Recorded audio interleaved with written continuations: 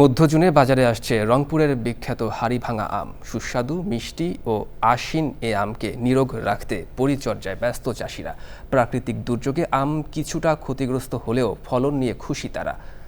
রংপুরের জিআই পণ্য হাড়িভাঙা আমে এবছর 150 কোটি টাকা বাণিজ্যের সম্ভাবনা দেখছে কৃষি বিভাগ। রংপুর থেকে মেরিনা লাভলির রিপোর্টে বিস্তারিত।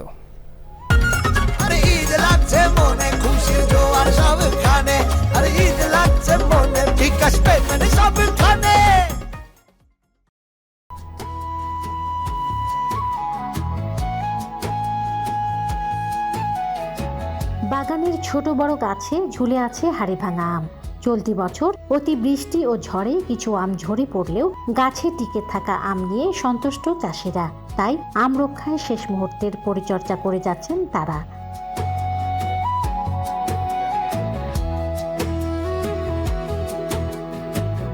আম চাষিরা বলছেন, এবছর ঘন বৃষ্টির কারণে বেশিরভাগ আমের রং কালচে হয়ে গেছে।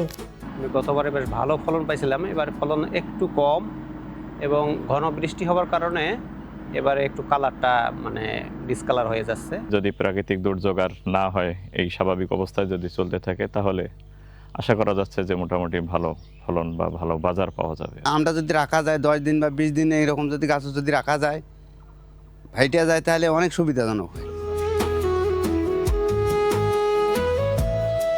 কৃষি বিভাগের উদ্যোগে এবার নিরাপদ আম উৎপাদনের উপর জোর দেওয়া হয়েছে। চলতি বছর 15 জুন থেকে বাজারে মিলবে পরিপক্ক হাড়িভাঙা আম।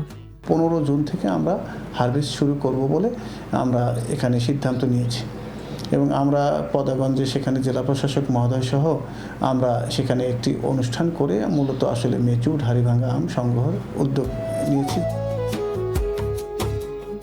রংপুর জেলায় এবছর 3,350 হেক্টর জমিতে প্রায় 6,500 আম বাগান রয়েছে। এর মধ্যে হাড়িভাঙা আমের বাগান রয়েছে 1,915 হেক্টর জমিতে। রংপুর থেকে মেরিনা লাভলি, চ্যানেল আই।